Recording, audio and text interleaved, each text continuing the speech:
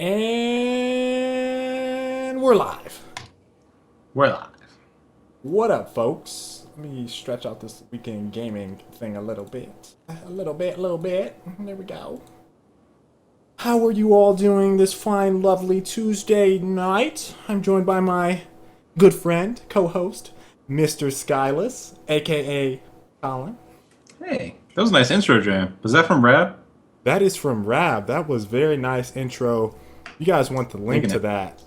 that exclusive Twitch chat link. I'm sorry, you guys on YouTube. I know how we do this to you. I'm so sorry. In the first 10 seconds of the show, I made the YouTube guys remember I'm sorry, that YouTube. Don't they're dislike us. second-class citizens. I'm so sorry. Got my phone going off. was a good jam. Yeah, that was nice. I'm gonna have to put that on repeat. So we got Frag Logic 88. Woo! 88 this week. 12 away, Colin. That's 3 months. Do you know how fast that goes by?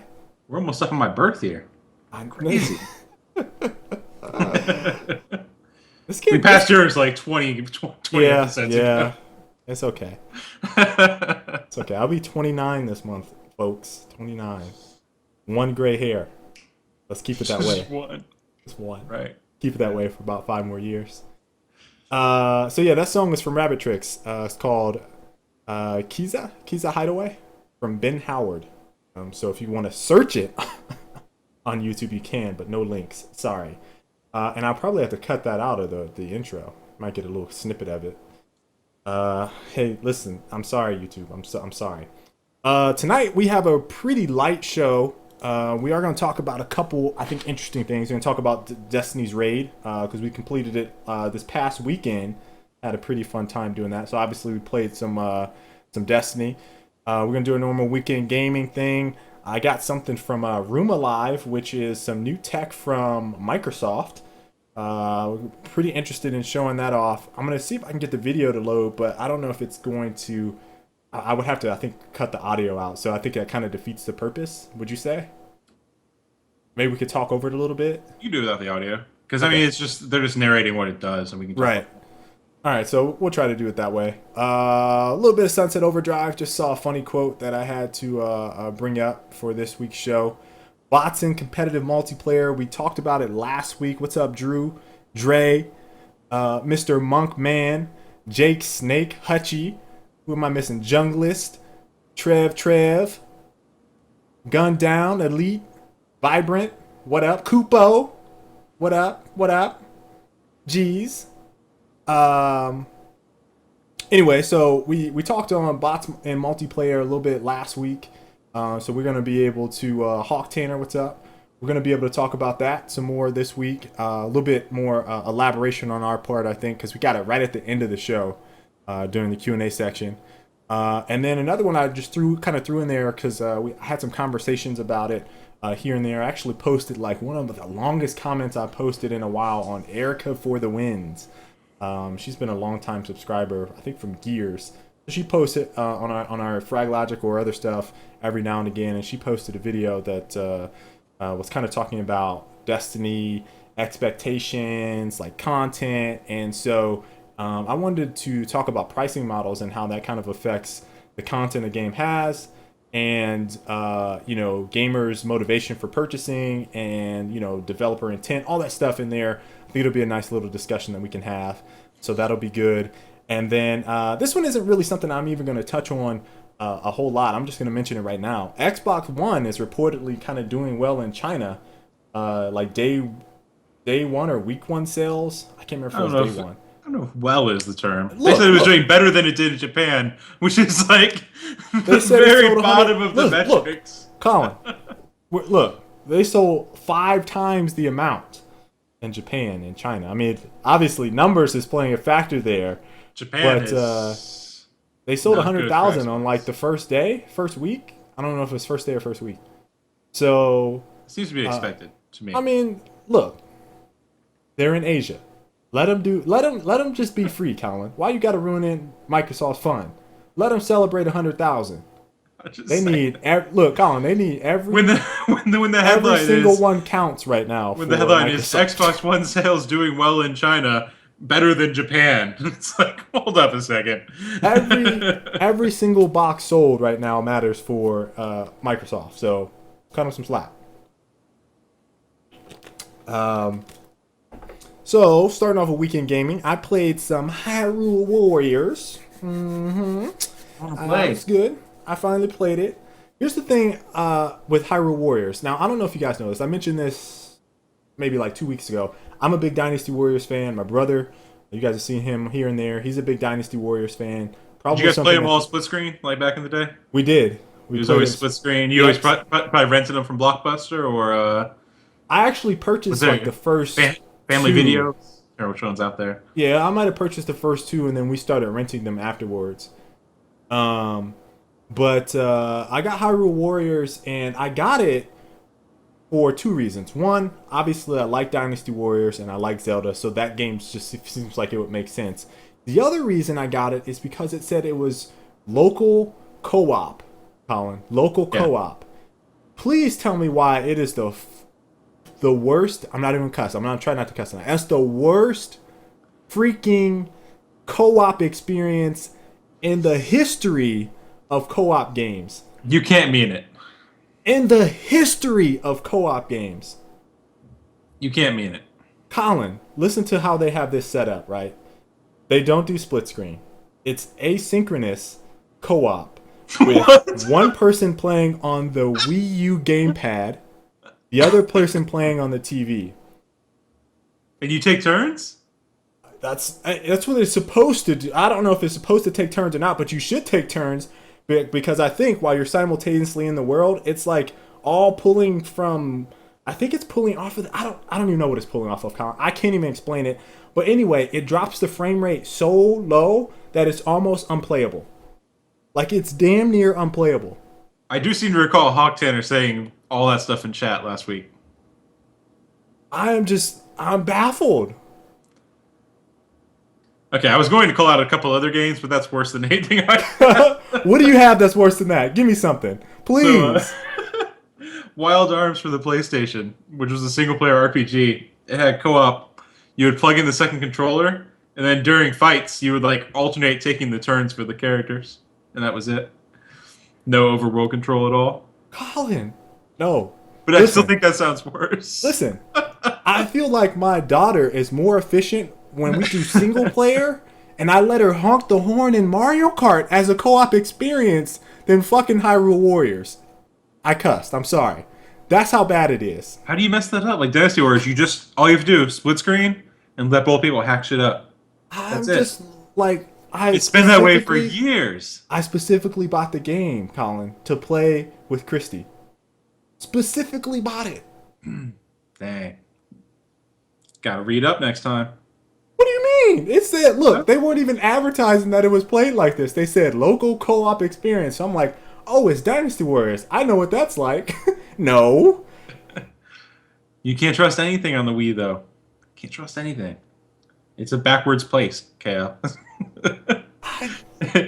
It's a backwards place. Nintendo, please.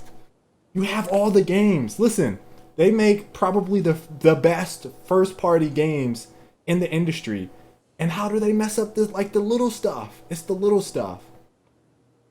Online network was trash, still suspect. Like, I don't understand their decisions, man. It's killing me. In other news, Smash is doing very well. 2.8 million copies sold globally on the 3DS. So maybe that one is right. Although Fatal Strike on Twitter said that his thumbs were hurting. His hands weren't built for, that type of play on that small. And yeah, I believe him. I can't do that. I can't play portable games. These big ass hands, like, no way. So that was my Hyrule Warriors rage. I guess I'm going to. Christy was so fed up. She was like, I can't play this. I can't play it. So I guess I'm going to have to just beat that single player. The boss battles on it are very, very interesting. The first one actually ran through all of my base. Like, I whooped up everyone. I'm like, man, this game is easy. I'm so good. And then they came out with this King Dundrodo, I think it's his name, something like that. He's like this gold dragon, basically fire-breathing dragon. Okay. And I'm not gonna spoil how you actually beat him, but basically I'm sitting there whacking him. I'm like, man, it's gonna take forever for me to, build up enough special to take him down. He was like rolling through everything, just blowing it down, just knocking everything down, fire breathing, knocking all my units down. It was just like, ugh. Then I figured it out. I felt like a dummy, but I was like, man, that was clever. So I've heard all of the boss battles are like that. So King Dondogo. Dongo. It's quit putting extra dogs in there. Dongalong. Dong dong. You just keep dropping dogs. King Dongolo. King Dong. Also played Destiny. We're going to talk a little bit about that, but I want to kind of do a joint thing on that. Colin, what about you, sir? Destiny, Dota, and I made a couple more trips around the world in 90 days, or 80 days, which I mentioned last week. iOS game. And I think that's it. A light week. Yeah. I played like a 2-hour game of Dota at lunch today. Woo. I have a 1-hour lunch period. Intense match. You just don't expect a game to go that long. Yeah, it was ability draft, so like we were all using stupid shit and it just couldn't end. Wait, hold on. What is that? We need a community-funded swear jar? Yeah. Every time Arctic swears, donations need to hit we need jar. $1 donation every time we swear. Keep the swear jar paid off. There were some games that came out that I talked about possibly getting. I did this whole video. We talked about it before Destiny hit. I don't remember what show it was exactly. But the games that were on our radar: Alien Isolation, Hyrule Warriors, which I picked that up. Borderlands is next Tuesday. That's another game that Christy and I are going to play. We played Borderlands 2 years ago, and the unfortunate thing about us picking that game up, I still didn't finish it, is that she liked the game, except she was pregnant, and she was like 7.5 months pregnant. And so, we would sit down and I would be all hyped to play, and like within 15 minutes, she was like, I'm sorry, I can't play this. We need to stop. This is uncomfortable. Like, she would be shifting and like, so it was like, all right, let me just put that away. So pre-sequel is coming out October 14th. That is a game where we will be playing. If you guys remember, I actually did a series called Quality Time with Christy. So that'll probably be back. And we'll try to get possibly some streaming going. I don't know how the setup is going to be because it's going to be out there. So we'll see. And then NBA 2K, Colin, came out today, and in celebration of NBA 2K-ness, we thought we would show you their brand new face scanning, technology. This brand new, groundbreaking technology, Colin, that has been glorified with NBA 2k15. So we just wanted to show you what the experience is like and what you can expect when you face scan.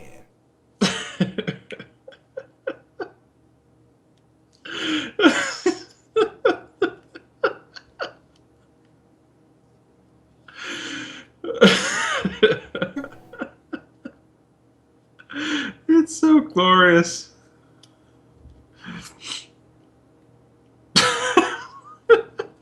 All right, let's just stop and examine this face right here. This is what you call the rhinoceros Resident Evil face with the crazy eye. That's what you call that. This right here is the baby girl face. It's like a baby and a girl and an old person's chin right there with a little nose. There's 4 eyes and 2 mouths.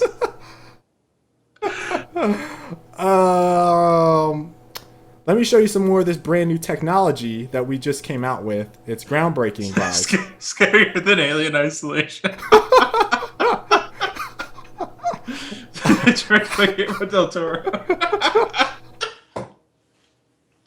It does look like that. It's It's the eye hands. The chat's killing it right now, y'all. First look at Silent Hills. Look at Silent Hills. NBA 2K Silent Hill. These characters were inspired by The Evil Within, which NBA 2K decided to do a co-branding opportunity with. So if you're hyped for The Evil Within, we'll be seeing that next week.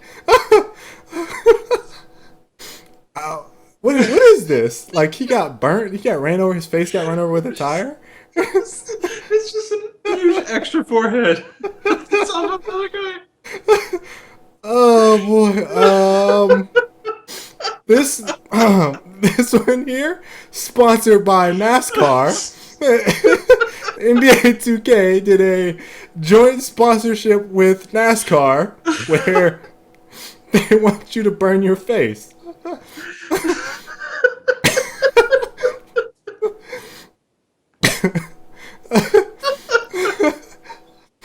All right, so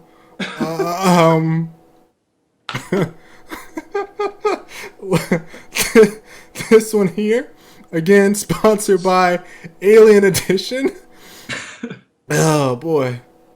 And we actually do have a couple, like this one here. Hold on, this one here, sponsored by Mass Effect. This is the new NBA All-Star race. Monk, this is happening completely accidentally. People weren't even trying to do it on purpose. It's almost every single face I've seen comes out looking like this. This is Mass Effect Edition right here, people. Oh. It's like some Star Wars.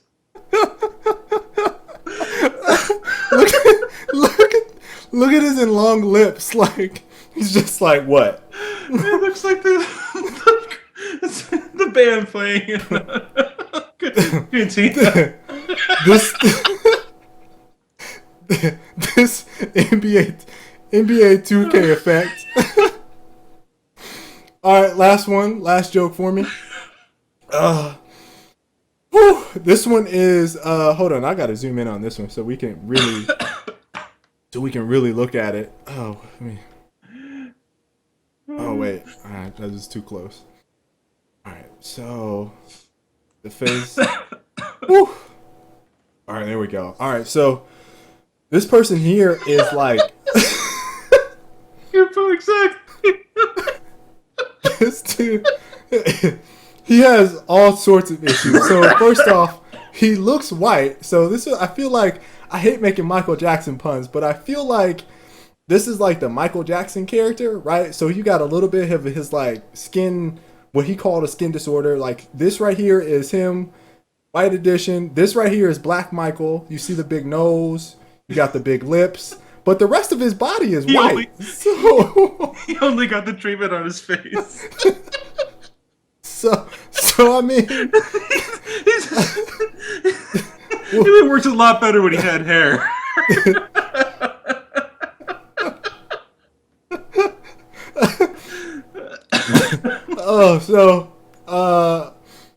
And you guys don't know how bad I'm sweating right now from the laughing. So, as you guys can see,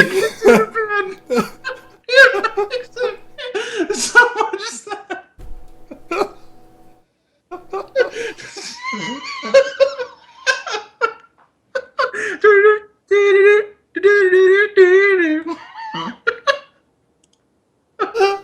Oh god!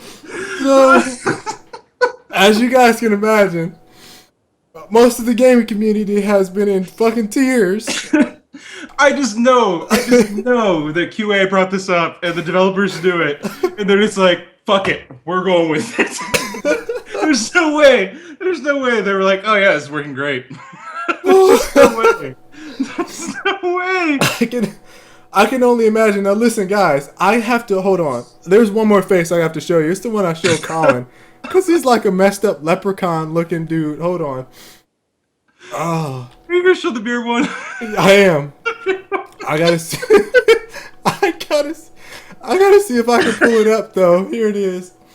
All right, this is the funniest one I have yet to see. It is better than every single one I've seen so far. So I will try to describe this face. I will start off by saying he is from Irish descent. So whatever game you guys want to throw in there, we'll try to throw that in there. But he's clearly from Irish descent. Looks like he was in the Beard Off Challenge before he went and took this face scan. I mean, this is just the side of his face, right? So obviously, it looks like it's like a skeleton Irish dude, right? Receding hairline, clearly. All right, but here's the front of his face.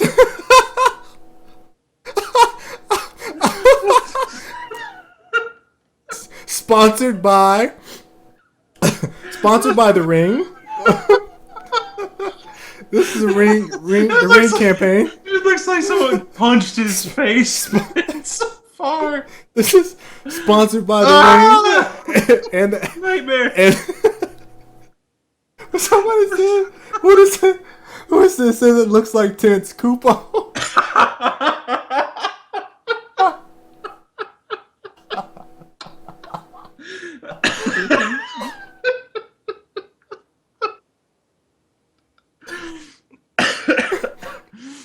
So we had a little bit of the Ring branding, some Fight Night. His face is punched in. We got some Resident Evil and Tents. This was actually Tents' picture that he posted. He went to do a face scan. This is what came back. So we got to throw our little dig in on Tents. He sees that he's gonna die. Oh my god. All right, so I thought it was bad when Fight Night made me a black dude, but this just goes way in the other direction with it. So 2k15 is out. Get your branded version today. They have the NASCAR version. They got Mass Effect, NBA 2k15, Mass Effect. It's like 12 games at once. This is the Ring 2K. Oh. Whew. All right. So as you guys can see the sweat, right? Oh, I'm hot over here, man. I don't know where we go from that. I think the show's over. I think we just walk away. Oh. If you guys want to look at these photos in great You know detail, the sad thing is that I saw all these before the show even started, and I was laughing then. And seeing them again, it still just kills me. if you guys want to see all the faces in their glory, you can check them out on that website. That was the Tumblr. It's called That Facescan, though. Woo. All right. Let's try to get our composure back for the rest of the show. Sorry, folks on YouTube, but we had to we had to share that because it is it's a travesty and a glorious thing at the same time. They had to have known about it. There's just no way. They got the first one back. We're like, ship it. It's fucking perfect. I can just see them all just laughing like, oh yeah, wow, your face came out like that. Ah, I got the rubber face. Oh god. Whew. Okay. So let's see. We got Room Alive is next. Oh, let me show this. Actually, I'm gonna show that at the Q&A at the end of the show. We'll talk about bots and multiple because that stuff is gonna be quick. Bots in competitive multiplayer.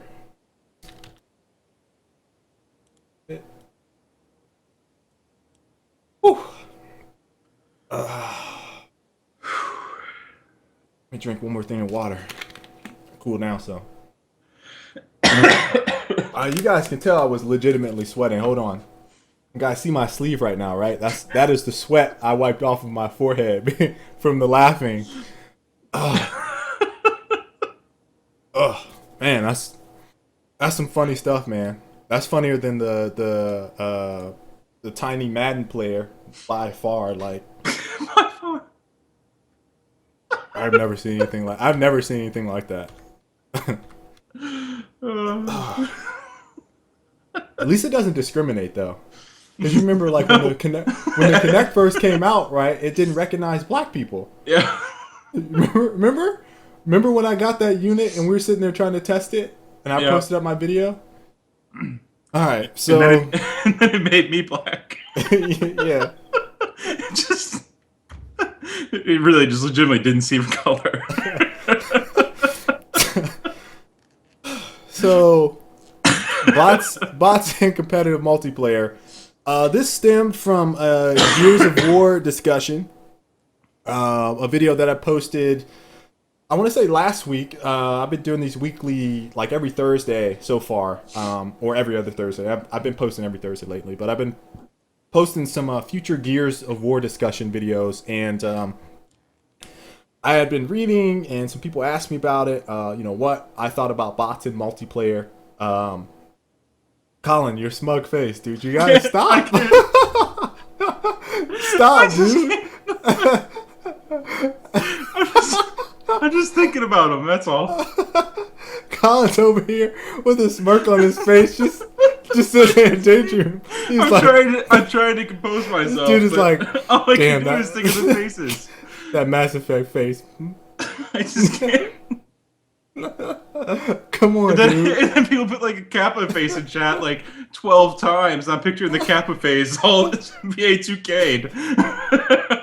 Like, So, buddy, you know what? I think the new Twitch emoticon. Next one is we're gonna take Kappa. one of those faces, 2K Kappa face. That'll be one of the next ones, and then we'll all remember it from this show. Oh, all right. Whew. All right, come on, Colin. Composure. Let's go. No smug face, please. carry on. In the news. So we had this discussion about the bots in Gears of War. Wait, listen, dude. Some of the face look like locusts. So some of them had the Canis face.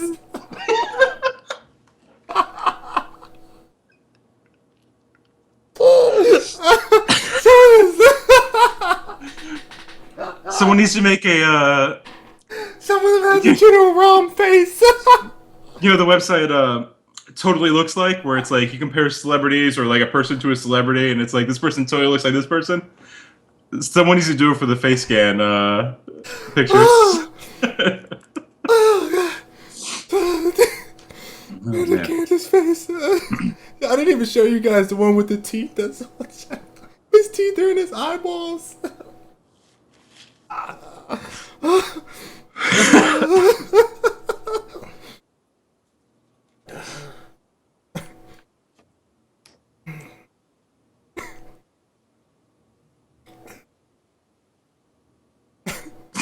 That's right.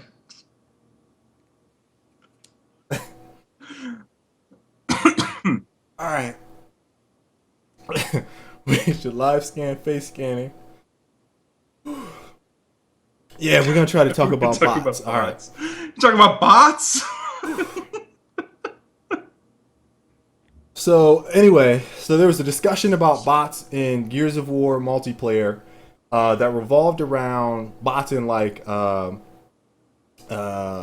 execution and team deathmatch, and obviously team deathmatch being an issue where they run out. They're basically cannon fodder, right? They run out, die, you lose your pool of lives because of bots.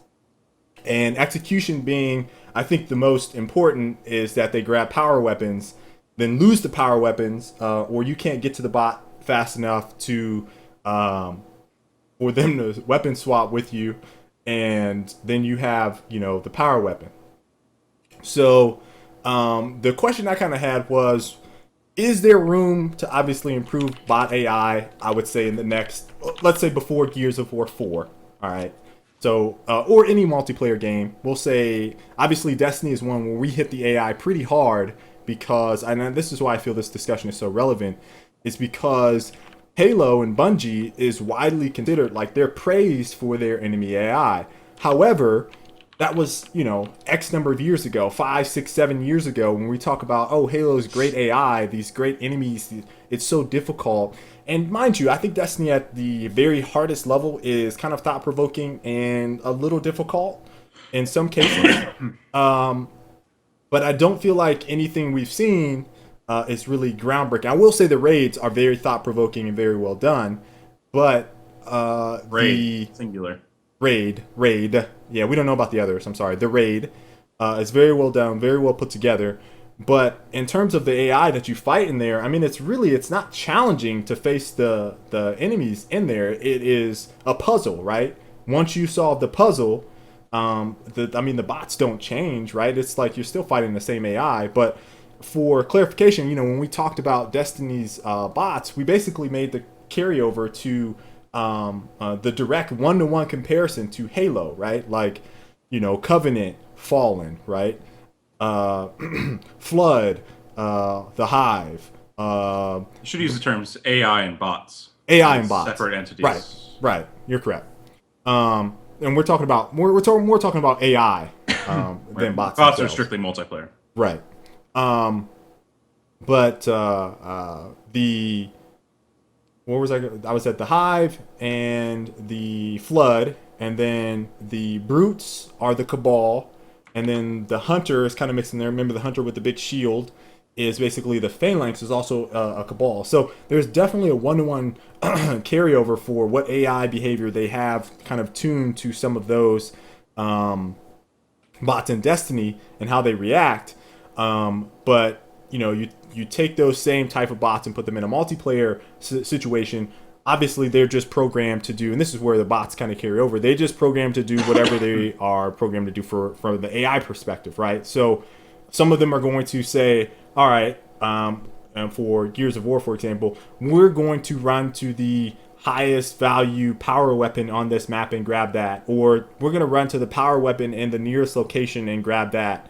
And then just pick it up, right, to hold it, because that's what they're going to do. Or they tune the accuracy, right? Like, oh, the hard bots are just a little bit harder to dodge. Their accuracy is this much. The insane bots, they don't miss. So if you're poking about, they're gonna tear you up. There's not really a bot that imitates or mimics human behavior.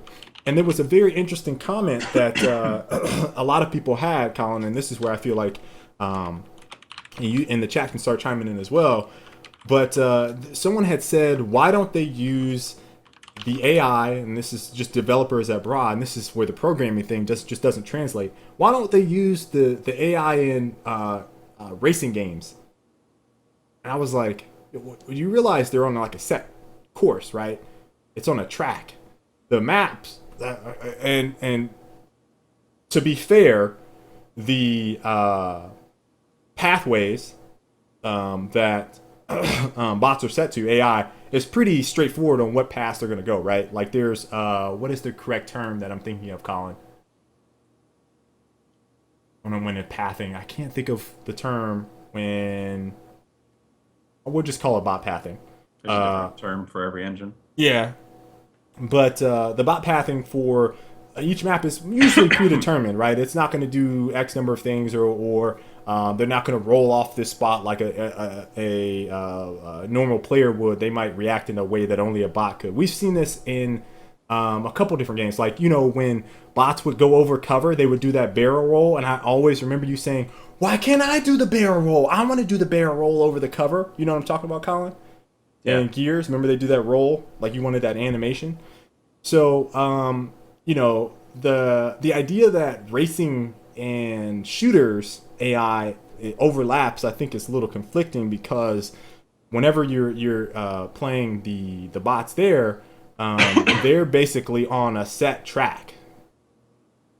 It's just a track, and they can either take the fastest loop, or you can interfere with that, and then they're going to get right back on the track, and they can speed up or slow down. I think it's a little just to put it lightly, I think it's a little different behavior, AI programming, than what would be needed for a shooter, which involves aiming, shooting, possibly hopping over cover, taking cover, interacting with weapons, taking bot priority over, or I would say choice priority over what weapon to have in what situation. I think there's just a lot more technically technical behaviors that need to go into programming. I think a game like Need for Speed versus a game like Halo or Gears or Call of Duty in multiplayer. Big thing is it's not as simple as just like tuning speeds. Speeds, Uh, exactly. and you have to make it like the problem with bots is that you have to kind of solve for the least common denominator, where it's like usually bots are in there to help lower skill players and give an opponent for lower skill players. So having that mesh is what you're going for. Yep, nav mesh. So yeah, so I mean it's usually there for lower skill players. So developing bots for high skill players is something which is absurdly difficult. And really, I don't think that it's ever going to be able to simulate another high skill player in that slot. Uh, Even like I say, UT probably had the best bots I can think of Yep, in terms of behaviors, and even there it was like it was more because they were just aim bots in a lot of ways, basically. and they would just kind of whittle you down that way while grabbing all the armors and stuff because they knew the timings perfectly and all that kind of thing. But in a more complex game like Gears, for example, where there's a lot more going on as far as positioning and animations and hiding behind cover and all that stuff, you're not really going to be able to make them for high-end players. And really, going into the topic of bots and competitive multiplayer, I think that that's how it needs to be. Is bots are more of a stopgap for low-skill players, where with high-skill players, like you're never going to be able to replace them, so you have to be really careful about when you use bots, because it can create a very negative thing if the bots aren't up to par with the players, which I don't think Right. they will be most of the time. I think the other issue is like, we get a lot of competitive guys in business. I see you saying that bots should only be in private matches. On the flip side, and I'm just presenting this as something that I vividly remember, when there are no bots in multiplayer, and this happened on Loadout with us when I was with Edge. This happened in, I remember, previous Gears games.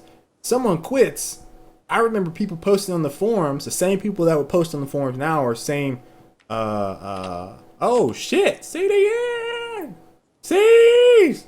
What up? Welcome. Welcome. Welcome. We love you. But yeah, I remember when Gears of War forums or the Loadout forums, and this is vividly in my mind, people would complain because they would be like, "Oh well, XYZ player quit, right?" And they would basically be like, "Well, this is unfair. It's 4v3. Why is a player not filling in, right?" Like, and it takes time for another new player to search, and when your population fluctuates, I think with the low end game, it's going to be pretty tedious to get another player in that's going to be of equal skill level as you, with a smaller population that's going to play and not quit in just the same manner, right? Let's say you join in late. All right, I'm already down 5,000 points, or I'm already down 1,000 points, whatever the case may be. I come in late. Oh shit, I'm gonna die 20 times because these guys are way better than me. Let me just quit again. So those type of scenarios create this one negative experience, right? And that's where people are like, please give me bots. If you just have bots to fill in while we wait, it would be so much better. Please just give me bots. Please, please, please, please, please just give me bots. Please. I remember tons of forum threads. Tons. But people always forget that shit. Like they act like it wasn't real. Yeah. But at the same time, like now you've got these modern games which are like great counterpoints. You've got League of Legends and Dota, I hear you. where there's a 1 hour commitment to matches a lot of the times. So if someone leaves, the match is screwed and you just wasted 30 minutes. And if you drop a bot in, it doesn't solve the problem. So everyone just kind of accepted the fact that if someone leaves, then that's the match. Right. Which is fine because they addressed the issue at the root. And they started addressing, well, why do people quit? And you look at it and like, in Dota, I can't leave a match and then go search for another one. In League, I can't leave a match and go search for another one. Like, that's not an option. If I leave a match, I'm sitting out until that match finishes. Yep. Or I take an abandon, which will block me out of matches for 5, 10 minutes, sometimes 30 minutes. If I keep doing it, it'll lock me out for hours, days, in both games. So, like, they address the problem by saying, hey, if you're going to leave the game, you need to have a legitimate reason. Otherwise, you won't be able to play the game, essentially. Yep. So if you have to go, you got to go. Like, that's fine. You can leave. But in the end of the day, we don't want you to leave. We're going to drop you back into the same match. And I think that's the better way to address the problem versus dropping a bot in. And I I think agree. that there's this hesitancy to kind of do any kind of negative stuff with your player base, but it's encouraging negative behavior by not addressing the problem from that angle instead. And really, Um, you're enabling the toxic players to ruin the experience for everyone else. so there's another video I did where I talked about penalties for players leaving games, and I brought up those. I think those are great examples, right? I think that the problem has been obviously you're not going to get to zero. That is not the goal. The goal is to get to a place that is much better than I think the current state for shooters at least is. If people are quitting out, especially in a ranked environment or one that is progression based, so your score matters, your how well you do or how poorly you do matters. So say progression based, then having someone quit sucks, and people that suck at multiplayer shooters quit a lot. Like I've seen this repeatedly. They quit a lot, and there's just no saving those players except for better matchmaking and discouraging quitting, not rewarding it, discouraging quitting. Those are the only ways that will fix the problem, because it's going to weed those players out and say they're going to make choice decisions or sound decisions. If I want to progress my character, if I want to do whatever action that they would hop into multiplayer in the first place, I want to play with my buddies, I want to do whatever, they're going to play it out, or they're not, right? And like you said, the decision to say, okay, I'm just done. All right, I quit. I rage quit. I know I can't hop. I either have to go back in this match, or I can't play for X number of hours, X number of days. I think those are all great, great, great options. It's just ridiculous to me that the accepted, like, this is how things are set up in MOBA games with really long time spans. But for some reason, people are really hesitant about punishing quitters in a shooter where rounds are 10 minutes. Like, to me, it doesn't make any sense at all that there's this hesitancy now to punish quitters in any playlist for shooters. And even like looking at CS:GO, they don't really do that big of punishments. There's none in like the regular playlist, and in competitive, it's not nearly as strict as Dota's equivalent is. And they drop in a bot, even though like the bots in CS:GO aren't great either. Right. And there's some other options that I've seen some people, say, hey, why don't they try this if they want to use bots? Is it CS where you can actually control the bot? You can give it commands that it ignores about 90% of the time. So that is not controlling the bot. Yeah, I mean, you can say like the controls like follow me, stay here, defend this area. But like you can say defend this area, then it'll just go run off into the open and die. Yeah, see, Uh, what I'm picturing is the next slotted player that's in, if a bot is alive, that player then takes control of the bot. yeah, which they do. Sorry, they do that in CS if you're dead, Okay. and that works because it's a one life game type. Okay. All right, that makes sense. That's what I thought. All right, if you die, you can control. All right, all right. Good, good, good. Which is cool. So that should be a possible option. I think that's a pretty good solution. The other one I had stated was instead of having a bot come in, and this is like round based. It doesn't apply for Team Deathmatch, King of the Hill, but at least in execution. All right, so let's say two people to quit, and then you get some bots or whatever to fill the round. Let's say a round starts and two people leave, and then they drop two bots in right in place of the guys. Hey, what's up, Kona? Or you start the match, and a little ways in, two people quit after they die. So the next round turns into an intermission round, and it's kind of filler, right? Where you're Like, waiting. you're waiting, right? It turns into an intermission round until the next two people or whatever come in to fill that spot, and then the match resumes as like the substitutes are in. Okay, let's go. Let's get back to action. That's not bad. As long as again, like the Dota method works because it also gives your guys time to get back in if they just got disconnected or their box had an issue or something. You know, like so that would essentially serve as like pause time, right? Mm-hmm. For people to get back in, or like for the person to back out and search for a match again, and then get dropped in the same one and be like, "Oh yeah." Yeah.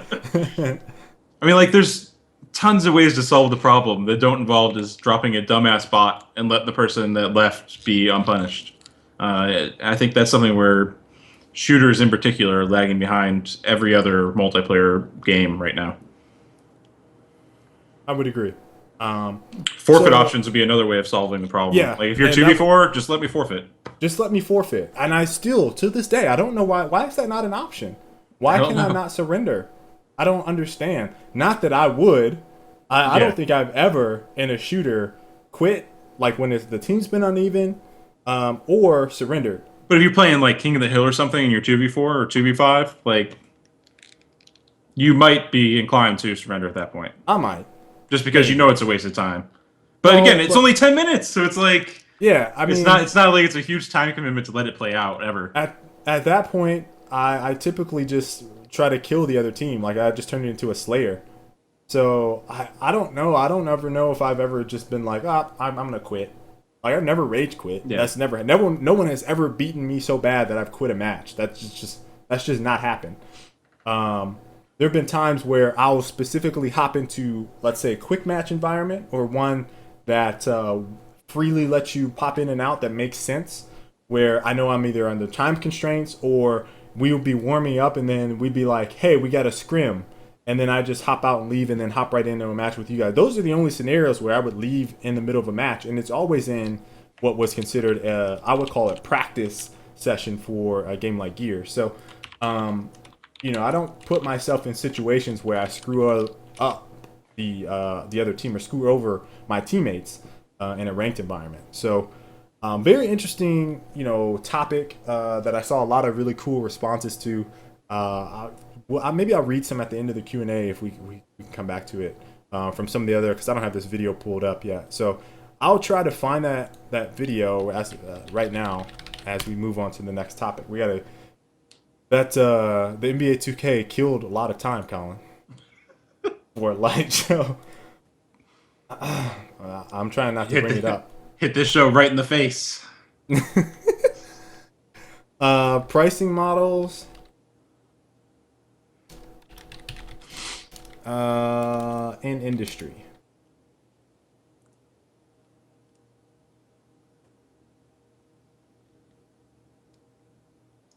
Let's change that to game industry.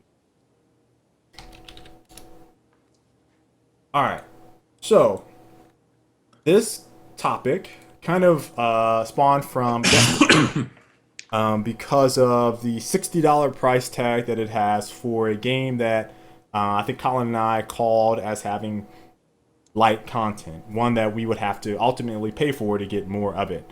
That being said, I don't feel like, based on the time I've put into the game already, that I have been wronged by Bungie. And the funny thing is, despite everyone's continued bitching about the game, us included, but I feel like ours is more objective than a lot of the senselessness that I've seen. People are still playing the game, Colin. Like lots and lots of people. This is the first Reddit I've seen. And mind you, I think my barrier, because I didn't really get involved with Reddit until Titanfall. My barrier to this, my bar, I should say, my bar for this is Titanfall. And there was a couple thousands of people in there for their subscriber group active for that channel. You go in there now, there's maybe 100 or so. Since launch, I've actually think that it's grown. I could tell you right now, actually, there's 70 people in the Titanfall Reddit right now. 70. They have, for comparison, 34,000 subscribers, and Destiny is at 117,000 subscribers, and the game's been out for much less time. Yeah, almost a month. And Granted, they did have a subreddit up way before release that was building up steam, but I imagine it skyrocketed in the past few weeks. Yeah, but so did Titanfall. Yeah. Titanfall's was up pretty early. Yeah, it's pretty early. Because they did the betas. But that cross-plat? That cross-plat. Yeah. The other thing that I've noticed, Colin, if you look at the active subscribers here, what is it like? Last time, at the highest I've seen it, it was like 9,000. And I was like, what the hell? And I think it might have been, I looked earlier today, actually, and the servers are down. So I'm like, why the hell are there so many people on the Reddit? And, I just got to say, like, that's not necessarily an indication of what the actual game is like. But I've said it before. I'll say it again. Like, Destiny is going to kill, absolutely destroy the PlayStation. It's going to continue to get bigger, I think, on PlayStation because there's just There's not a lot to lots, yeah. choose from on that system. Even when you throw in some of the other titles, there's As not a a shooter fan, say as a shooter fan before we get hate mail. yes. As a shooter fan, let me explicitly say this because Colin always corrects me on this. As a before shooter fan, before I get there's not a pipe lot to bombs in my play. mailbox. And so, you know, the PlayStation has more units sold than the Xbox One. And Xbox people, I've seen it firsthand. They're continuing to be like, yo, as soon as that Master Chief Collection, I'm getting off of this trash. I'm not playing this trash. And it's like, okay, that's fine. Like Destiny is garbage. I'm hot garbage. I'm on the Halo when that's dropping. It's like, okay, that's fine. But meanwhile, you realize that a system that has double the amount of units sold as the Xbox is gonna still have a shit ton of people playing this game, right? Man, once that next Killzone drops, I'm out of here. You realize that, right? So even if you try to be like, oh, Destiny is dead, like you can't legitimately say that, I feel like. And so the conversation for pricing models came into play because I feel like a lot of people are talking about the content in the game and what they're getting out of it, but they're not evaluating how much time they're actually spending playing the game. And this is the thing I talked about with Titanfall. We had all those people talking about, oh, there's this lack of content. There's this lack of content. Meanwhile, these motherfuckers put in like 100 and something hours. Like I told you, people were taking off the entire week. I remember this. Like, Yeah. oh yeah, I took off the week for Titanfall. Took off the week? You playing the whole week? Do you realize how many hours that is? And you talking about like, hey, I didn't get my money's worth. Dude, you put in 100 hours in the game. What you mean? This is the stuff I'm talking about, Colin. Destiny is another example. But this one, I feel like we're going to get an even longer lifespan out of the game. Definitively longer lifespan out of the game based on how people are progressing, based on the loot system. I think there's a lot more there than Titanfall, to be fair. But even still, people are complaining the fuck out of this game. And they're still putting in them hours. Still.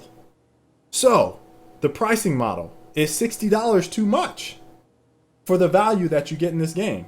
This is a AAA game. I think people are disappointed by the budget that was spent on the game and the content, sure. But are you still playing? There's an article, right? And this is everywhere. Like people just can't fucking stop talking about the game. On Polygon, Ben Kachura hit it. This is before I had this topic sitting here. Well, not sitting here, but I had this topic. We were talking about this topic like last week. A couple of different people I was talking with saying, like, despite everyone like talking shit about this game, there's still tons of articles on it. There's still a lot of people talking about the game. There's still people tweeting about the game. There's still people talking about the raids. There's still people grinding on, oh, I just got this new shiny thing. There's still videos being made. So people clicking on all these articles. Still people clicking on all these articles out. and reading everything. Still people like searching madly to find, oh, what is this best weapon? Like, do you realize like how counter, I would say ironic and hypocritical it is that we see people like, yeah, this game is a 6. It's trash. Yet you're still playing it? It's everyone getting their first taste of MMO crack. You think about it, like a lot of the coverage is like same stuff that was for any MMO. Yep. Like, I would say it's even more though. I would say it's more. I mean, it's pretty comparable to like early WoW. I would say early or Diablo. Or Diablo, yeah. Because Diablo had, and I feel like Destiny, and there's a good crossover between the launch of Diablo and the launch of Destiny. I think there's going to be a pretty good crossover between those two and how their lifespan kind of plays out in the content that we see and the progression of the game. I still think Diablo 3 was a major disappointment at launch, but from what I've understood and what people have said to me, if you play the game now, it's like amazing, especially on console, which is surprising. So one piece of me is saying you paid $60 for this game. There's another, and I'm not sold on the DLC at all, based off of what I've seen. But there's another $30-something dollars worth of content that'll be DLC for their expansions that could add some value to the game. but is $60 enough for what people are kind of I'm gonna say expecting, and I'm gonna make this comparison with other games with different pricing models and the content that they have. And the perfect example, Colin, is free to play. Yep. And the perfect analog would be Warframe, Yep. which has way more content than Destiny has, and it's free. So, like, for me, I just always end up having to kind of, if I'm doing like a value judgment, I look at, hey, I got, and we've talked about this before, and some people will disagree strongly, but to me, I always use the movie thing. So it's like $5. This is going back. Oh yeah, yeah, yeah. People didn't like that. People did not like that. $5 is about an hour and a half for me. Like, that's my entertainment to money ratio based off watching movies when I was a kid. Like, that's my comparison. We had Cheapo Theater right down the street. It's like, that's always been my barometer, is like $5 an hour roughly. So it's like, have I put in, what, I guess it's like 12 hours is the break even. And I've played probably a good 30 or so already. And I'd say most people that are talking about the game have played more than 10 hours. So it's like, that's my first instinct, just kind of do that kind of math.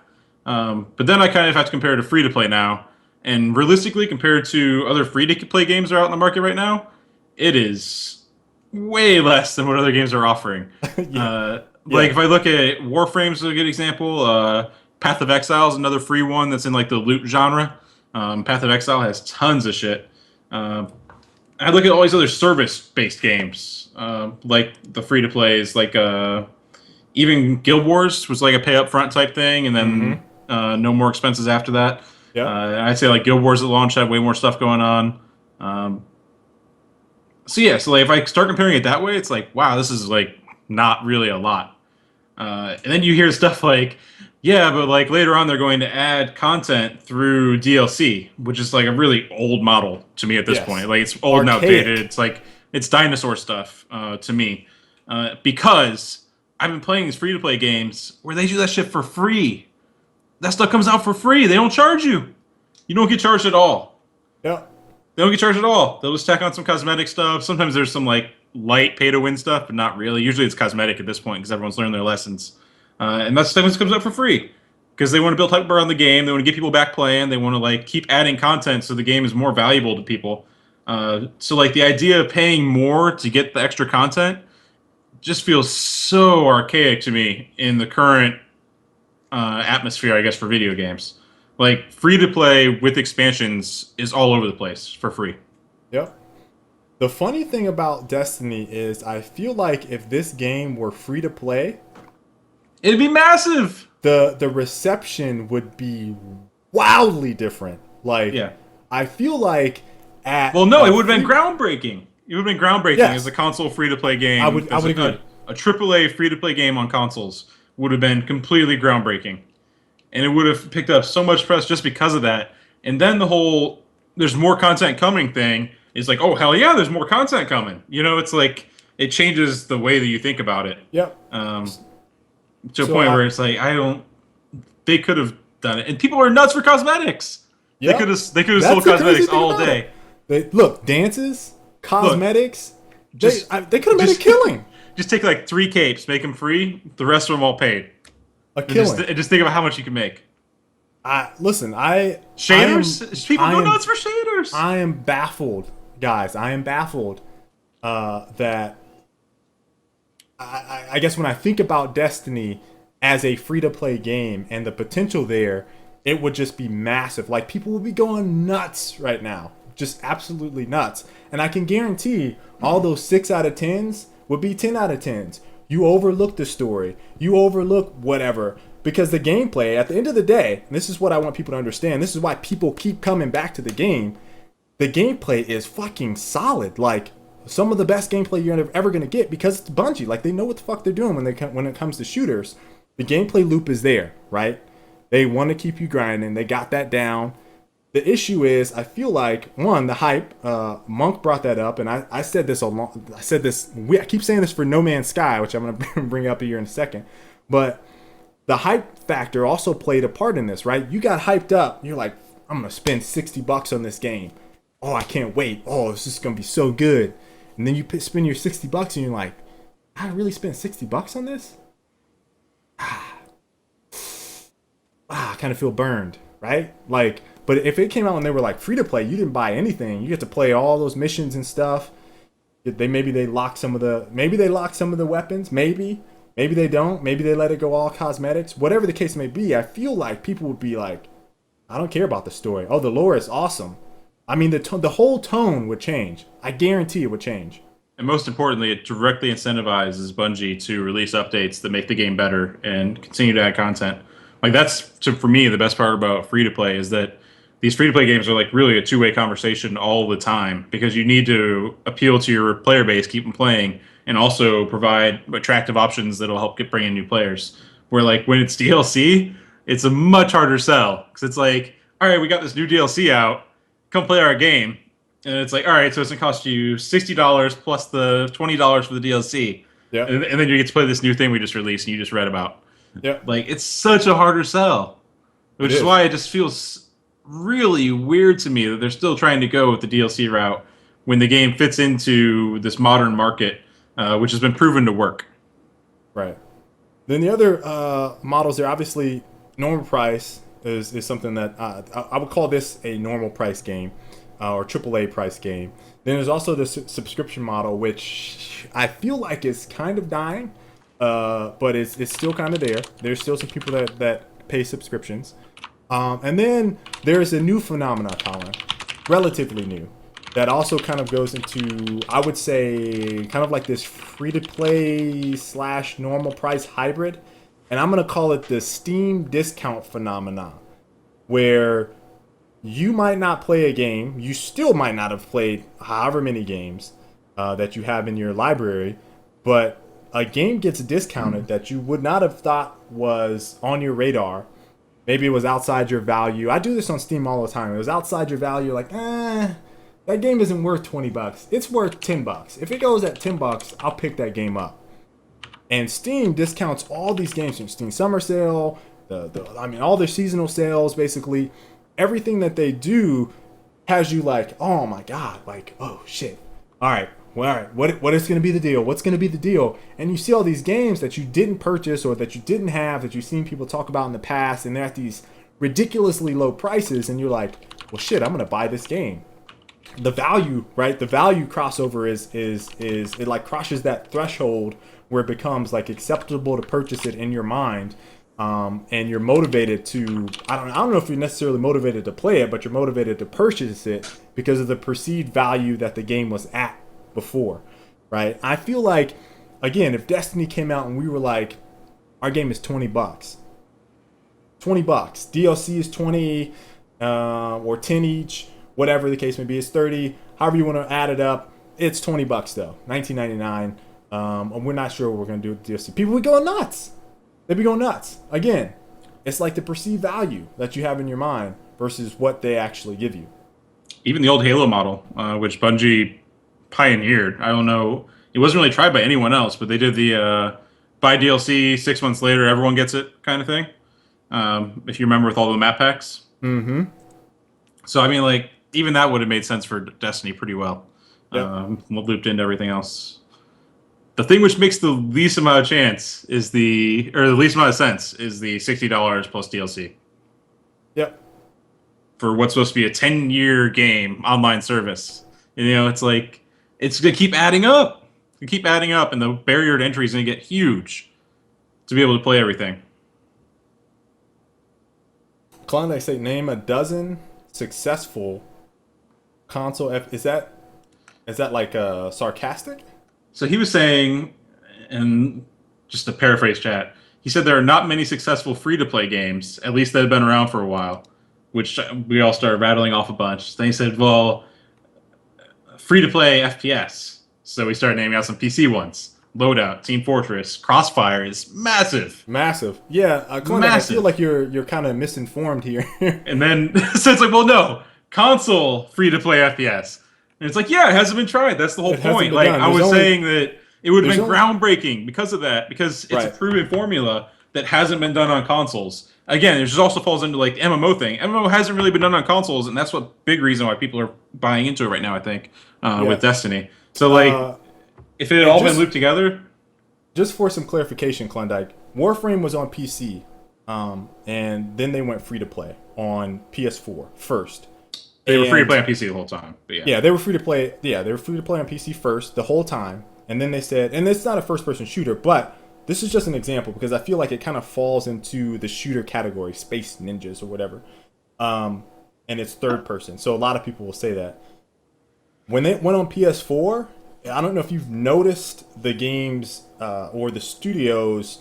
One, the size of the studio, and if you've, I can say I've had some discussions with the people at that studio. they're like 30 or 40 people, I think. Are massively successful because of this game. Not little bit, like not marginal, not this didn't work, not like this is a proven thing. It just hasn't been done on console because console gamers are trained to pay your $60 up front for your game, and that's what we're used to. But there are games trying to come in there, sneak in there, and present free to play models. But to say that it's not a proven method is kind of, I mean it's like it's like it's like the Henry Ford quote, right? Like if you ask console gamers or you ask people what they wanted back before cars were invented, they'd be like, we want a better car, right? Like how do you know that it's not going to be better for the consumers on console? One, it's already proven on PC, right? But how do you know it's not going to be better for console gamers if it hasn't been introduced at a scale that we're talking about, right? Like I think that's the point that we're trying to make. It's just, and Colin said that a couple times, it just hasn't been done. And I think that if Destiny Hasn't been done on presented console. On console. yeah. And Planet Side 2, when that drops, is going to be the one that people are going to be like, oh yeah, that's pretty good, I think. And they're set to release, I want to say in November, Colin. I might be right. I think that's right. Could be. I need to check. I need to double check, but it's going to be there. So, there's a couple games that I think were flops, but when we're talking about the scale of a Destiny or some of the other games that came out of there, I think the free to play market would be pretty good on console. Just need it there to see. And Destiny would have been high profile. Yeah. High profile way to show that all off. Yep. So.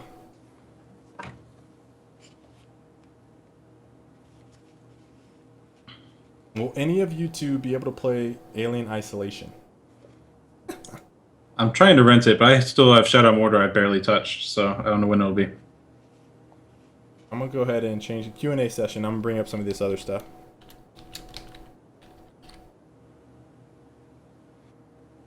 I sure as hell wouldn't buy the Destiny campaign monk.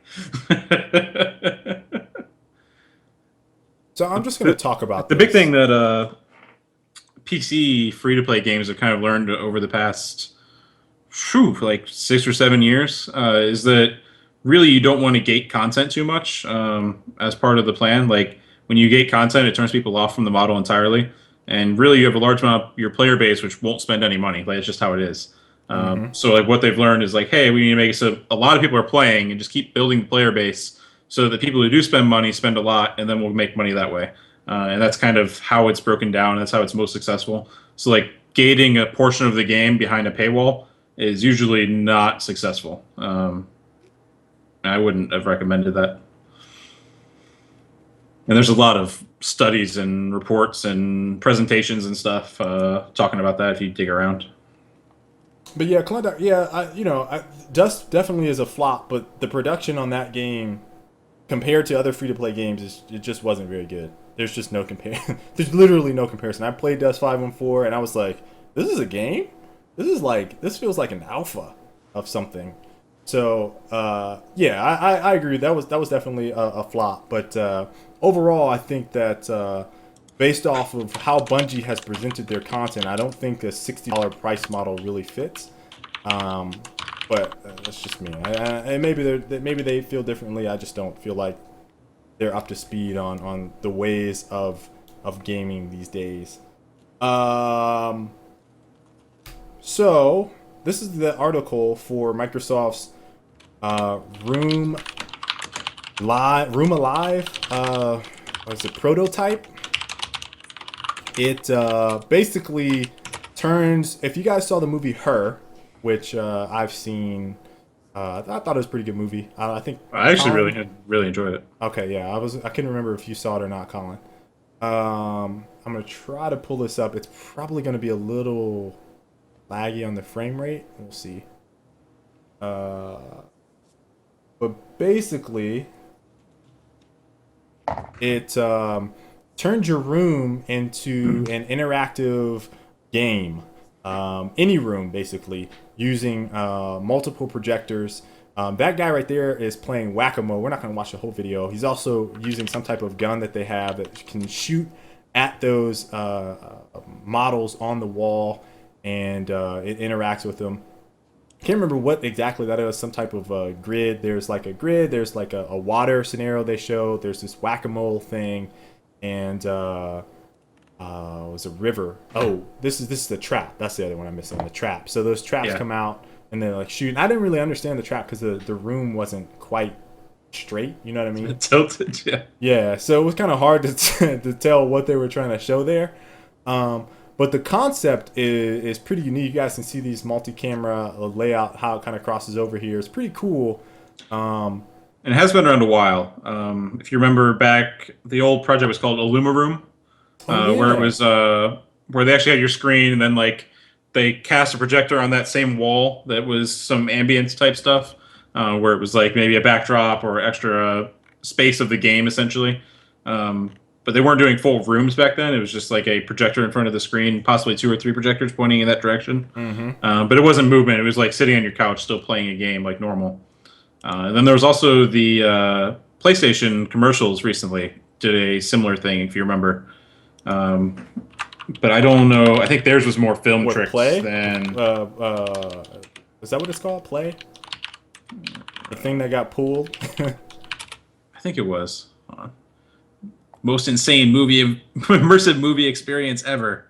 Real time projection mapping. Yeah. So like they did the same thing, but that was again more of a like video trick type deal Right. versus live interactive gameplay stuff. So this is It's pretty pretty cool. cool. It's first step stuff though, Yeah. which is what a lot of people didn't seem to get when they were watching it. It was like, I don't know, this game seems awful. It's like you really don't get it. So yeah, how I'm picturing it is at some point in time we get the hologram, right? Like the holographic interactive experience is ultimately where I see this going, and then being able to interact with a hologram is how I want it to be, right? That Minority Report feel is ultimately how I think we all kind of envision this thing going. But was definitely an interesting thing that we kind of saw come out of Microsoft here recently. I don't know. It's one of those things where I don't know if it's actually going to turn into a real thing or not, but certainly cool. Baby steps, like Colin said. Baby steps. Yeah, I think that's probably the best comparison. Is it's like yeah, it seems kind of dumb, but at the same time, like this is the step in between talking to someone on a screen and talking to someone in the room. Right. Like this is kind of that first step to get there. Yep. If you said you could have FaceTime, like if you told me at the end of high school, when I was 2004, I would be able to see someone and talk to him on my phone like this. Like, hey, what's up, mom? I'd be like, yeah, right. Get the fuck out of here. What you talking about? Or like, why would I want that? I can just talk. Like, Yeah, why do I I need can to see talk to them? him. Why do I need to see him? And that wasn't that long ago. Like, think about that. It wasn't even Yeah. that long ago. The other thing that is strange to me, Sunset Overdrive, I just have mixed feelings about. I think it's gonna be cool experience, multiplayer. Or I'm sorry, single player. The multiplayer was too hectic for me. I'll put it that way. That's me being polite. It was too hectic. Um, there's a quote that said, and this is again a GameSpot article. I'm putting it in chat. How Sunset Overdrive is like pinball. And I just kind of thought about it like, what the fuck are they talking about? Clickbait headlines, man. I but this is from their creative director. He said he compares the Oh, controls of the Xbox craziness to basically pinball. And I guess it was because of like bouncing off to get the high score, like you bounce off a whole bunch of stuff, and I guess I can kind of see it, but I just thought that was a weird comparison. They just make like pinball. I can kind of see it. In the sense, like you start from a certain position, then you launch yourself out, and you like bounce off a ton of landmark type stuff, um, while bouncing all over the place, jumping from wall to wall. I just don't. I don't picture. But really, Maybe it's it's just because more of the to me, it's more like Dead Rising, which I wouldn't yeah describe as a pinball. pinball game. Yeah, I don't know. you as a So ball going from point to point fast. Yeah, that's pretty much every game. so I that was one of the things where I was just like kind of I don't know, I had mixed feelings about it. I was just like, how do people feel about this comparison? Yeah, I mean, he also mentioned Tony Hawk, He which did, which is is a completely fair. more apt comparison.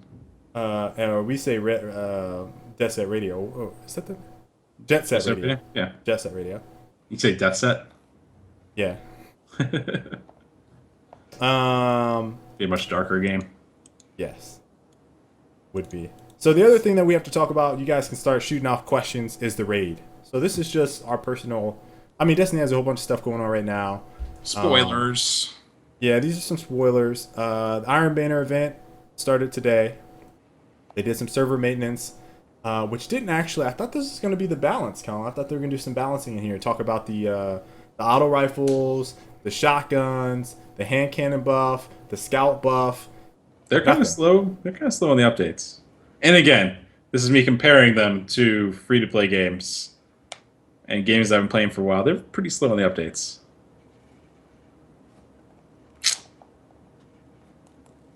Just saying, Yeah. kind of slow. Uh. So, Colin, we organized our first raid. Yep. Played late night. We started at like 10? 10. Mm-hmm. We're playing your with fault. That was your fault. What? How was it my fault? I You was were on on. I was the second one on. You were on late. You and I were the first ones in. You were on late. You and I were the first ones in. We were playing multiplayer before we started. I know. I was on at like 8 or 9. Okay. No, I guess it was Sean. I'm thinking of the night before. We just took a long time to finish it. Yeah, I was on like 9. We were waiting on everyone else. Yeah, we did it with Array and Iron Man, two Brit Sky Captains. We went from 10 to 3:30 was when we finished. Yep. And not that it takes so long to do it, but we wanted to make sure we did it the first time without any online help, any videos. None of us had done it before. Just kind of learning everything as we went through, which I think is the way that it should be experienced first. And it was pretty cool. I thought it was a good experience. Everyone got a little frustrated at times because we're sitting there playing it at 3 a.m. and the Brits over there at 8 a.m. Suffering through. Iron Man was just like, fuck it. I'm just going to stay up. You guys going to sleep or staying up? And we're like, we're going to go to sleep. And they're like, oh. Might as well stay up the whole day. What are some of your guys' favorite game soundtracks? I'm going to talk a little bit about the raid here in a second. I just want to answer one question. What are some of your guys' favorite game soundtracks? Personally, I love Halo 3's, and the piano gets me every time. All right. Bastion. Wait, you say game soundtracks? Sorry, Game I was soundtracks. looking for the question. Wild Arms. You just throw Wild Arms in there because you knew I was going to say it. I know. I'm That's talking tough. for both of us, right? I'm not saying that that's mine. Yeah, Wild Arms top of my list. Yeah. Seriously, if you guys haven't played Wild Arms, the old PlayStation RPG, you don't even need to go play it. Just do a Google search for Wild Arms soundtrack. First one, first game. And just listen. Because it is by far the best RPG soundtrack, and I will say that definitively. Fuck you, Final Fantasy. I don't think Final Fantasy has a good score. Like, I mean, it's a good score, but I don't think it's one that's like, I don't remember their soundtrack vividly. I remember a couple things. We need to go out with the Wild Arms song, the main theme. That's gonna be the closing If we can song. find it and I'll link get it to you. you. I'll get you a link. Uh, Into the Wilderness is the name. I feel like we've done this before, Colin. We are. We have. It was a long time ago, though. It's been uh, a while. the other soundtrack that I really like is Hotline Miami. Fucking amazing soundtrack. And these are all indie games. I feel like they have some of the best music. The other one, Destiny's, is pretty good. I don't know if I throw it in the top. Halo 2. Halo You 2 want is to talk pretty about good. Bungie soundtracks? Yeah. Like Uh, that was good. That's really good. Transistor. Colin, have you I listened to haven't played it yet. Haven't played it yet. It's on my list. I have to wait for it to go. I'm gonna wait for it to go cheap. Transistor's soundtrack is so good. Guys, it's so good. It's probably cheating, but Brutal Legend. Brutal Legend had a kick-ass soundtrack. Yeah, it did. It did. All right, so yeah, Colin said we finished the raid in 5.5 hours. I just want to talk about, we got the trade of Hazen boots is what I got. Hazen rocket launcher. We got that Chatter White. Don't even want to talk about drops. Lots of Ascendant shards. Colin didn't get a damn thing, but I didn't even get many shards. I got mostly energy, which is nice, but not really what I wanted. yeah. Grand Theft Auto does also have some nice soundtracks, but Grand Theft Auto's songs are just other songs that are The radio more does it for me. The talk radio and stuff. yeah. The thing that I liked the most about the raid was actually not the shooting portion, but more of like some of that stuff I was talking about earlier, like the puzzle solving. But not but not the labyrinth, but the puzzle solving. The labyrinth was annoying. It was more just, it was refreshing that there was no nav markers on anything. Yeah. And you had to kind of figure it out. The issue was we have like Dora the Explorer's brother, Wraith, wanting to go everywhere, and you to some extent, talking about let's find all these treasure chests. Then we got a Ray who wanted to see if he could scale the cliff size. We missed 2 chests, by the way. Did we? Yeah. All right. Well. So I'm just saying there was stuff to be found. Okay. Just not in the places we were looking. I believe you, but when people were dying, and I turned around and I'm like, oh, such and such is stuck in this spot. We can't help you. We're gonna move on. That sucked. Yeah, the worst was when we got to the tower defense portion, and right as you guys started the mission, I was dropping down to see if there was a chest on a lower ledge. So I just died, and I wasn't revivable because I was on a little ledge at the bottom of a cliff. Yeah. so you guys did the first run of the tower defense one without me entirely. Yeah. So Colin was like, hey guys. Well, first we all jumped across, and Colin was still at the bottom, checking stuff out. Then he lost his footing. It was as I was falling, it was as I was falling, it was respawn restricted. It's oh shit. So I mean, those things ate into our time. We probably could have legitimately finished that in 3 hours for our first run, as opposed to the I'm sure the ridiculous 7-hour stuff that we saw from other people, 8-hour, 9-hour, 10-hour. It took 14 hours for the first team to solve it, right? Or the first team to do it? So I feel like if we get up to 30, which we need to do, we need to do that. The next raid opens. I feel like we need to give it a go and see if we can be the first. The fastest time I've seen so far is 25 minutes, I think. And that was without the Atheon cheat, which we saw today. Right. The Atheon cheat came out today, which is unfortunate, but also cool at the same time. Because we actually had, Ray, if you remember this, we almost had the same thing happen. If you guys haven't seen the cheat, I'm not going to link it. Essentially, you can knock him off. But you can knock him off. So we had Atheon off of the ledge, the platform that he's on, and he was literally sitting on over a gap, and we're like, is he gonna fall off? And we're waiting for it. Then he just warped back onto the ledge, and after seeing this exploit, if you want to call it that, I mean, it's legitimately, I think it's actually a pretty legitimate game mechanic. He shouldn't get knocked around by the blast. He shouldn't. He should be resistant to it. That's the fix. Yeah. But the exploit basically lets you kill him much faster, and so it's interesting. We'll see. Overall, I'm impressed by the raid. I'm looking forward to the next one. I can legitimately say that. That is if I get the DLC.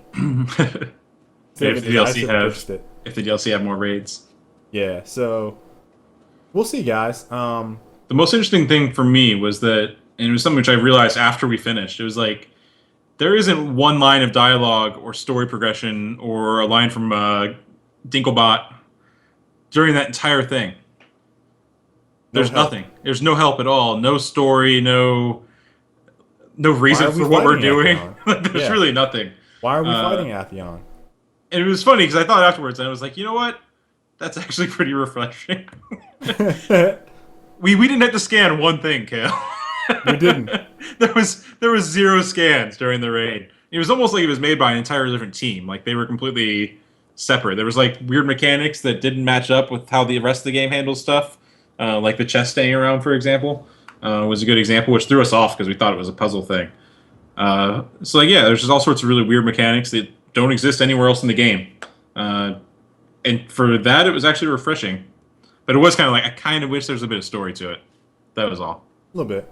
Pod even asked earlier, how do you guys feel about the scoring methods in Destiny? Like in Control, taking control area give you points, but only when you take it, not every second.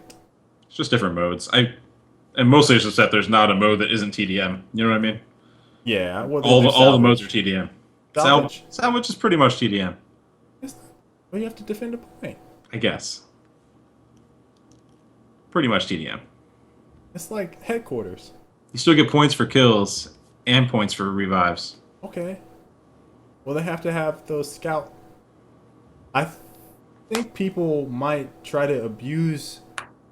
Also, it's completely broken with Titans. Yes. But Titans feel like the game is broken because they don't have Blink. Yeah, but in that one mode, they get to shine. And in a way that breaks everything else. I guess.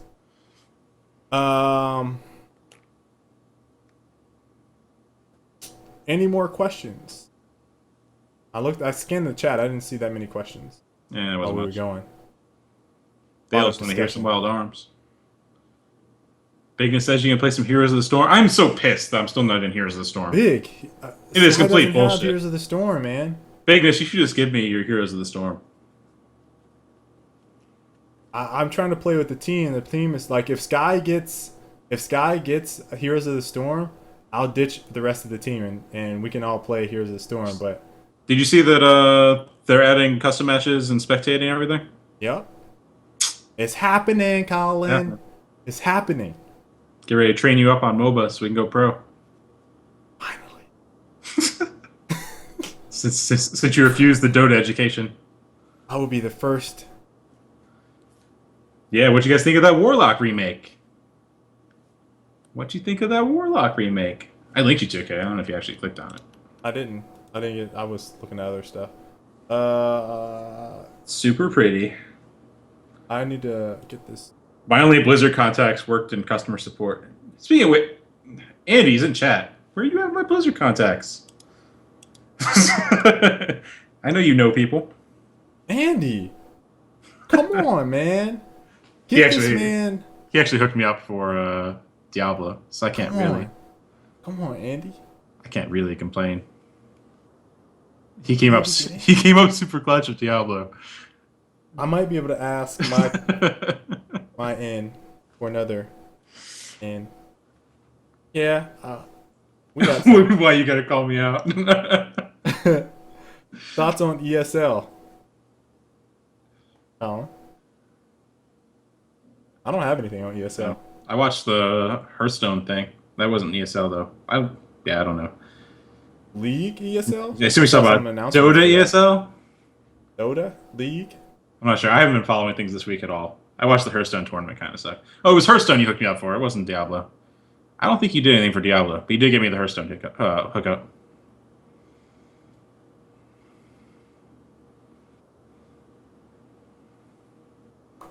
Yeah, it was sad. There was a... What was really sad? They did a Hearthstone tournament at the Hammerstein Ballroom in New York. Yeah. And they had like a setup. They had like this really swanky setup where everyone was sitting in like lounge chairs, like they're playing their matches on like like a smoking lounge type setup.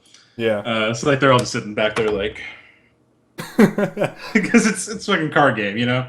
So like they're all just relaxing with their arms stretched all the way out on the mouse pad to click on things. So like they had this big setup and everything. It was all themed, but there was like 15 people in the crowd while 100,000 people were watching online. Wow. It's pretty awkward because it's like this huge ballroom with all these seats, but there's no one in there, and it's just two dudes sitting on lounge chairs playing playing Hearthstone with tons of cameras and lights on them. That's like a poker match, man. Uh, Those dudes. No, Colin. Look, those dudes are like this yeah, it's with same. their shades. But still, there's some posture around the table, so you gotta fit No, in. there's You know, not. like there's limited space around the table, right? There These guys were are just straight up reclined. there are lots of different personalities in Yeah. poker. Some of them lazy, reclining mode. Some of them intense. Some of them very focused. All of them different. But yeah, it was just a kind of absurd vision. 'Cause, you know, like I was commenting after I watched the international, how it was kind of really weird to be in like the upper decks of a stadium, staring down at people playing video games, Yeah. of a packed stadium. This was like the opposite end of it. It's like sitting inside of a empty theater watching two guys play a video game with full production value. Dota 2 ESL Madison Square Garden. Colin, how do you not know about that? I know about it. I just haven't been paying attention. Oh. Like, there's been so many team changes lately that I've been having trouble keeping up. So I'm just kind of like passively keeping an eye on things. I turn to tuna streams, but I don't really keep track of what's going on. Let me just say, I don't watch Dota unless it's the international. Mm. I'm You're my part of the Dota problem. and League like hype is done. Part I of the don't problem. watch it. I was watching the Alliance and Navi. That was it because that was the most interesting matchups. Now both those teams are not the same. Nope. They lost me as a fan. So that's it. This week. That's it. All Closing right. out with some wild arms. Close out with some wild arms. What do you guys think of the new BF4 patch? Haven't played. Haven't Don't played. want to play. Talked Don't about wanna it play. last week. Yeah.